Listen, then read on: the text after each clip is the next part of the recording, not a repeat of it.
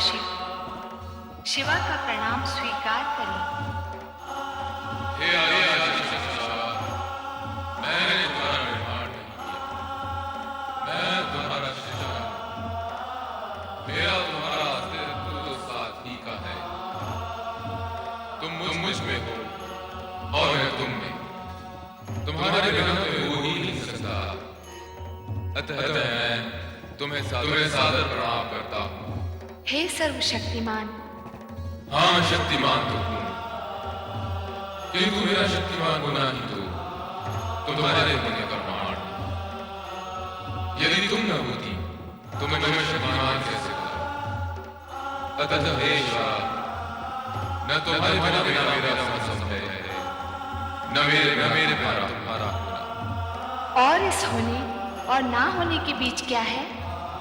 होने और न होने के बीच है जो होने वाला है। ओम के अंकुर स्वर के बीच। हे सर्वशक्तिमान, तो ये बताइए अब हम क्या करें? क्योंकि यदि आकार लिया है तब तो कर्म करना ही होगा। तो पहले कर्म की परिभाषा बनाएं। कर्म वो है जिसका परिणाम आनंद हो। और स्वयं आनंद क्या है? सभी कुछ बनाना पड़ेगा। सुख, दुख, आनंद, प्रकाश, अंधकार, जीवन, मृत्यु। इस शून्य को करना पड़ेगा। तो आइए निर्माण कार्य आरंभ करें। आरंभ अर्थात ना होने से होने का अंकुर फूटना आरंभ है शक्तिमान। तो एक और शब्द बनाएं। आरंभ अकेला क्यों नहीं? आरंभ और अंत। तो इस नवीन शब्द अंत की परिभाषा? अंत की परिभाषा आरंभ बनाएगा। तो हे सर्वशक्तिमान, आरंभ का कार्य आरंभ करो, जिससे मैं अंत का अर्थ समझ सकूं। तो आइए निर्माण कार्य आरंभ करें। एवं बहुशः।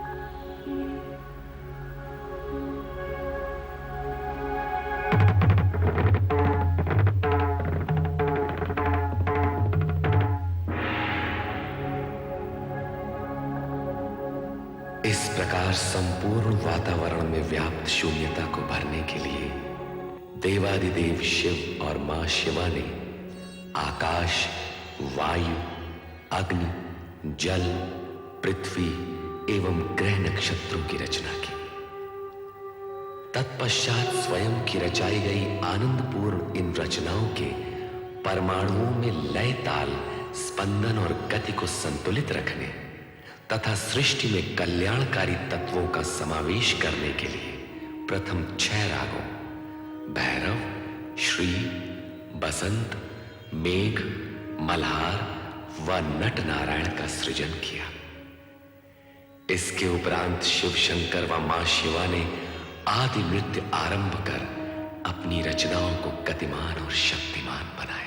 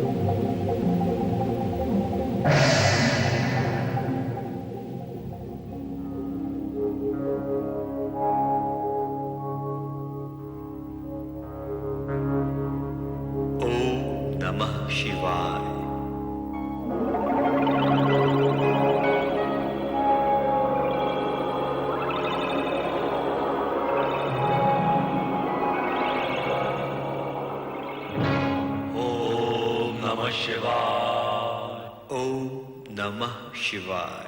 हम कौन हैं? हमारा जन्मदाता कौन है? यही प्रश्न हम भी कर रहे हैं कि हम कौन हैं, हम कैसे प्रकट हुए हैं, हमें किसने उत्पन्न किया है, हमारा कार्य क्या है? दायित्व क्या है? हमारे मन में भी ये इच्छा जागृत हो रही है कि हमारा कर्म और कर्तव्य क्या है।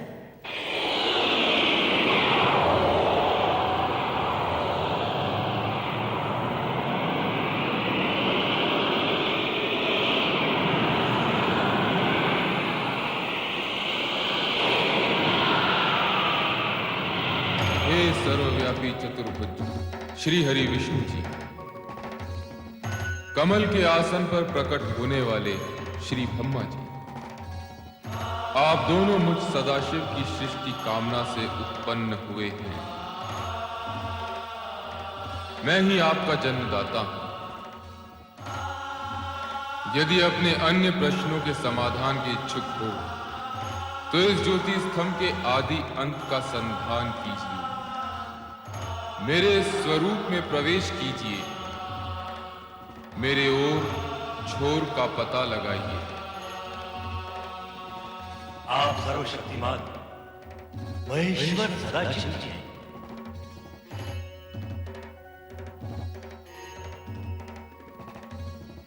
ये ज्योति स्तंभ आप ही का स्वरूप है, तो हम इसमें प्रवेश करके इसके आदि अंत का अन्वेषण करेंगे।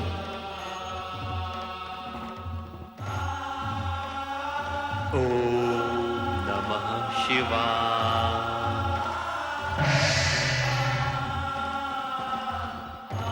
जय हरि विष्णु जी, आप इस ज्योति स्तंभ के नीचे की छोर का संधान कीजिए। और ब्रह्मदेव, आप इसके ऊपरी छोर का पता लगाइए। अवश्य अवश्य श्री हरि विष्णु जी।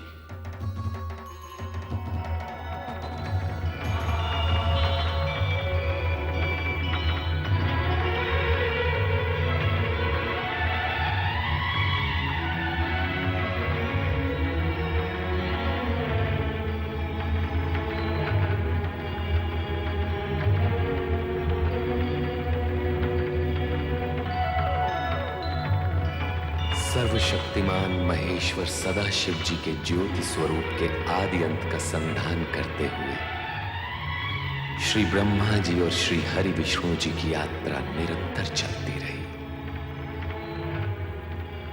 इस बीच समय का चक्र घूमता चला गया,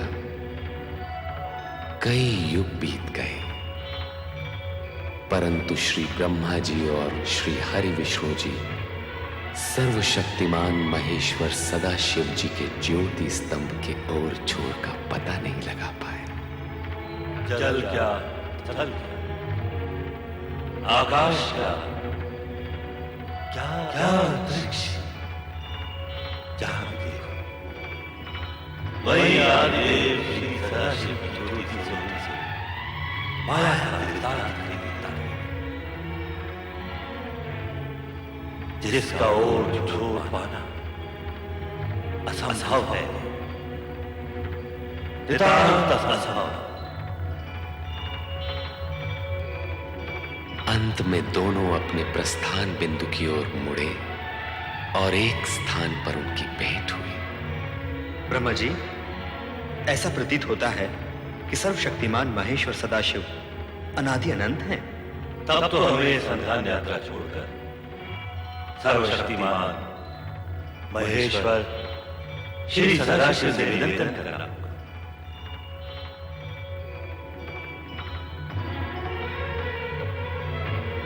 हे अनादि अनंत सर्वशक्तिमान महेश्वर सदाशिव, आपका ज्योति स्वरूप अपरंपार है। हम आपके आदि अंत का पता लगाने असमर्थ हैं। हे ज्योति स्वरूप सर्वशक्तिमान महेश्वर सदाशिव जी, आप हमें अपने स्वरूप का ज्ञान कराइए। श्री ब्रह्मा जी, श्री हरि विष्णु जी, मुझसे ही उत्पन्न आप दोनों अब तक मेरे स्वरूप से अनभिज्ञ हैं, परिचित नहीं हैं, अपरिचित हैं।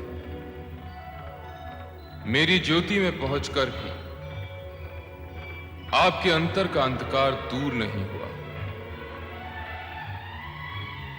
इस अंधकार को मिटाने के लिए हमें क्या करना होगा सदाशिव जी? हमारे अज्ञान अंधकार को मिटाने का उपाय बताइए महेश्वर सदाशिव जी। मेरे स्वरूप का दर्शन पाने के लिए अखंड रूप से मेरा ध्यान करते हुए आप दोनों तप कीजिए। तप ही समस्त कार्यों का साधन है। जो आज्ञा। हे सर्वशक्तिमान महेश्वर सदाशिव जी, अब हम तप करके ही आपको प्राप्त करेंगे। अवश्य महेश्वर सदाशिव जी, हम यही करेंगे। तप करने से आपकी दृष्टि निर्मल होगी और तब मैं साक्षात प्रकट होकर आपका मार्गदर्शन करूंगा। अब आप दोनों तप में लीन हों। ओम नमः शिवाय। ओम नमः शिवाय। ओम नमः शिवाय। ओम नमः शिवाय। ओम नमः शिवाय। ओम नमः शिवाय।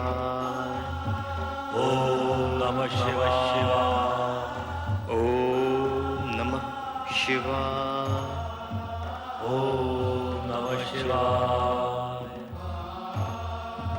ओम नमः शिवाय। ओम नमः शिवाय। ओम नमः शिवाय। ओम नमः शिवाय। ओम नमः शिवाय। ओम नमः शिवाय। ओम नमः शिवाय। ओम नमः शिवाय।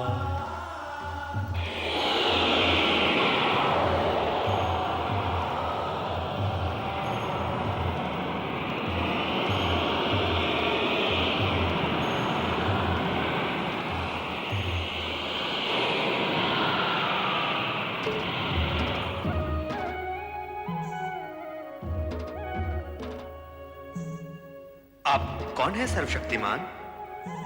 आपके स्वरूप पर बदलाव दे रही, इसका रहस्य बताइए।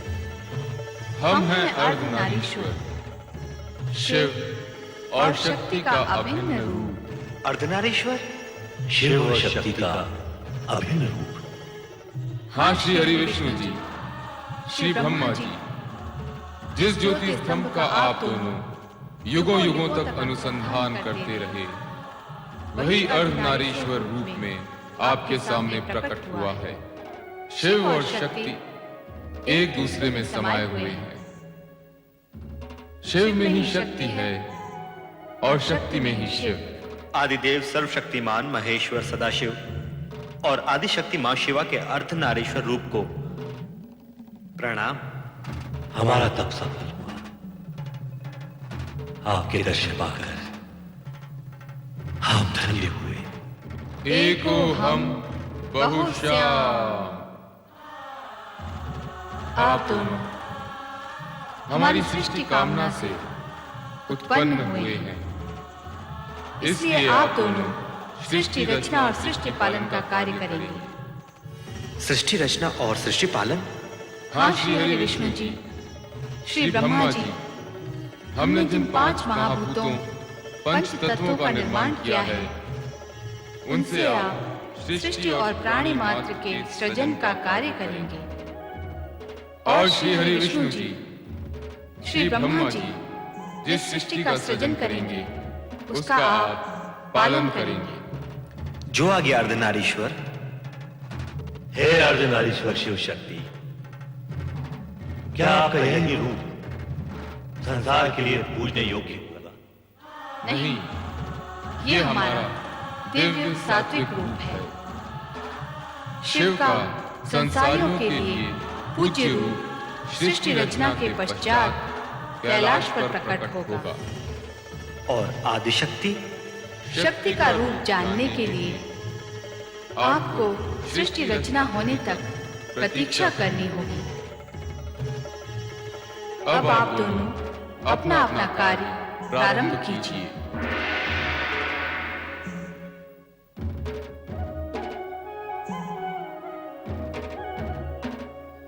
श्री ब्रह्मा जी, अब आप ब्रह्मलोक में स्थित होकर सृष्टि रचना का कार्य प्रारंभ कीजिए। अवश्य श्री हरि विष्णु जी। अब मैं आदि देवता सर्वशक्तिमान महेश्वर श्री सदाशिव की आज्ञा को कार्य रूप दूंगा। ओम नमः शिवाय। तदुपरांत शिवाज्ञा से ब्रह्मा ने पंच तत्वों से सृष्टि रचना का कार्य प्रारंभ किया। सर्वप्रथम उन्होंने ऊर्ध्व आकाश में स्वर्गलोक की उत्पत्ति की। स्वर्गलोक के सिंहासन पर स्वर्ग के स्वामी देवराज इंद्र के साथ उनकी सहधर्मिणी इंद्राणी शचित हुई।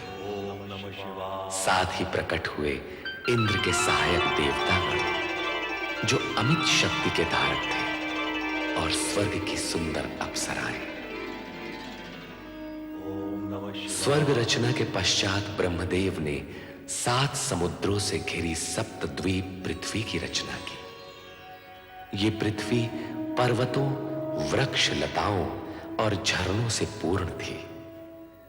पृथ्वी पर भांति भांति के जीव जंतु, पशु पक्षी वन प्रदेशों में प्रकट हुए। स्वर्गलोक तथा पृथ्वी लोक की रचना के पश्चात ब्रह्मा ने पाताल लोक तथा नरक की स्थापना की। पाताल लोक के साथ ही वहां रहने वाले असुरों की उत्पत्ति हुई। तत्पश्चात ब्रह्मा ने सप्तर्षि वशिष्ठ, मारीच, अत्रि, अंगिरा, पुलह, क्रतु तथा पुलत्स्य प्रकट किए।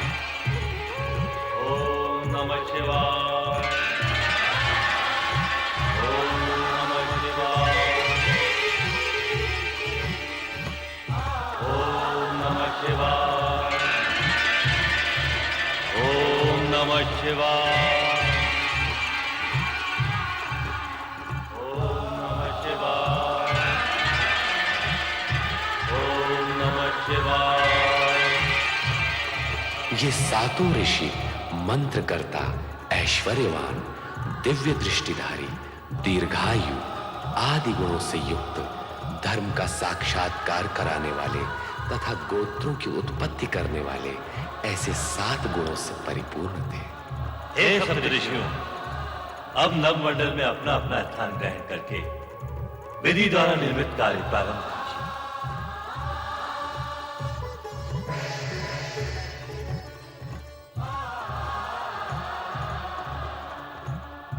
ओम नमः शिवाय। प्रणाम परमपिता।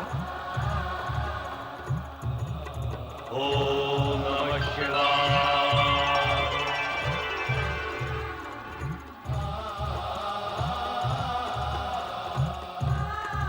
हमारे लिए क्या आज्ञा है ब्रह्मदेव? कामदेव, तुम्हारा कार्य होगा जुगलों में कामेच्छा उत्पन्न करना।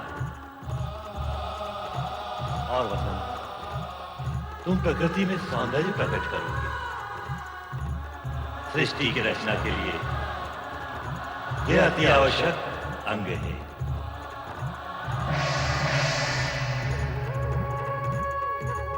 ओम नमः शिवाय। नारायण नारायण। नारद अपने मानस परमपिता ब्रह्मा जी को प्रणाम करता। आयुष्मान भव नारद।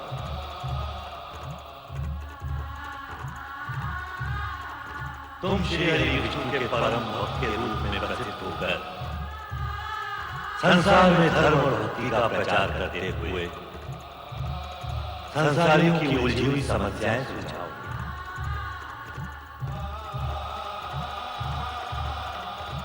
नारायण नारायण। ओम नमः शिवाय। ओम नमः शिवाय शिवाय।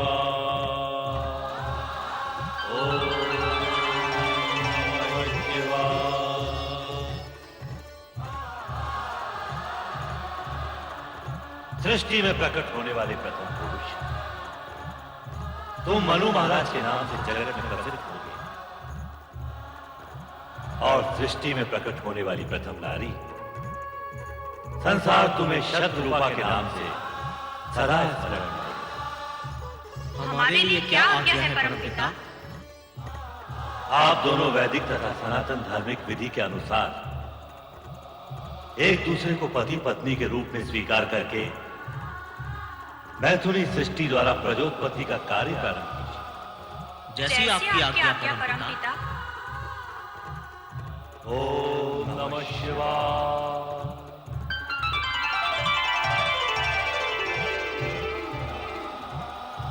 मेरे लिए क्या आज्ञा है परमदेव ब्रह्मा जी? संध्या, तुम मनुष्यों में यज्ञ हवन की रुचि जगाने, इष्ट देवों तथा पितरों के प्रति आराधना का माध्यम बनने के लिए प्रकट हुई। तुम धर्म ऋषि के आश्रम में स्थान ग्रहण करो। जैसी आज्ञा परमदेव की। ओम नमः शिवाय। हे सदाशिव, आपकी इच्छा से ही हम ब्रह्मा विष्णु उत्पन्न हुए, सारी सृष्टि समष्टि प्रकट हुई। आप ही समस्त ज्ञान विज्ञान, कला नृत्य, संगीत और विद्याओं के आदि स्रोत हैं। मैं आपसे प्रार्थना करता हूं कि विद्या, निपुणता तथा संगीत साहित्य की प्रेरणा समस्त सृष्टि के प्राणियों में जगाने के लिए देवी स्वरूपणी एक दिव्य शक्ति को प्रकट करें, जिसके मानव मात्र में विद्या, बुद्धि तथा कला संस्कृति प्रकट हो।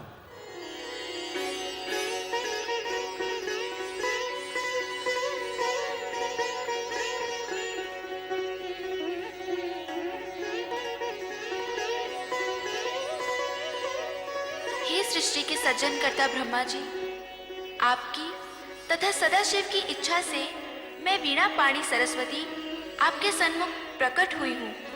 मेरे लिए क्या आज्ञा है? हे महादेवी सरस्वती, इस सृष्टि में कला, संगीत, ज्ञान विज्ञान एवं समस्त विद्याएं तुम्हारी उपासना से सिद्ध होंगी। जिज्ञासा ही मानवता को विद्या प्रदान करती है। मेरी यही कामना है।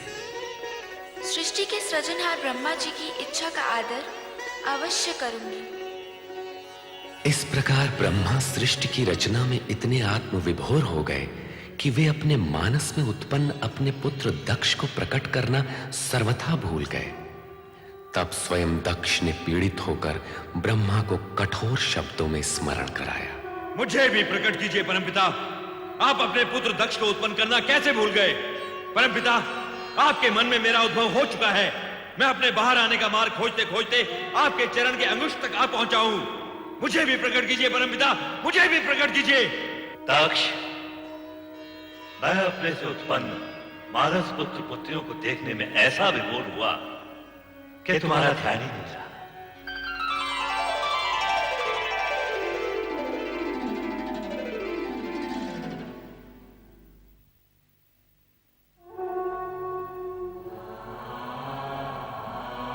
मेरे मानस पिता ब्रह्मा जी, मैं दक्ष प्रजापति सर्वप्रथम प्रकट होने का अधिकारी था, परंतु आपने मेरी उपेक्षा की।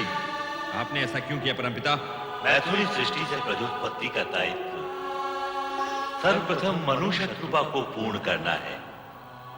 अतएव तुम्हारा अंत में प्रकट होना उचित ही है। आप ही ने तो विधान निश्चित किया है परमपिता कि प्रजापति का पद सर्वप्रथम मुझे प्राप्त होगा। अवश्य हम उस विधान के अनुसार ही कार्य कर रहे हैं, परंतु पदोत्पादक तथा प्रजापति का कर्तव्य तुम विवाह करके ही पूर्ण कर सकोगे। अर्थात आपके कहने का तात्पर्य क्या है परमपिता? पहले तुम्हारा विवाह प्रजापति वीरण की पुत्री वीरणी से होगा, तत्पश्चात ही तुम प्रजापति के लोग हो। जाओ, पहले ये कार्य पूर्ण करो। सोच क्या रहे हो पुत्र दक्ष? तुम तो प्रजापतियों के आदर्श बनने जा रहे हो। जाओ अपना दायित्व पूर्ण करो। तुम्हारा कल्याण हो। जो आज्ञा परमपिता।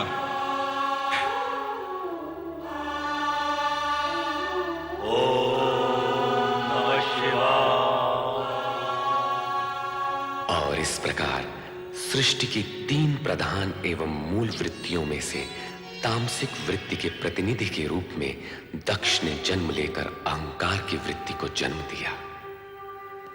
कालांतर में अहंकार की इस दुष्ट प्रवृत्ति ने विश्व की शांति को आहत कर शांति प्रिय प्राणियों को पीड़ित किया।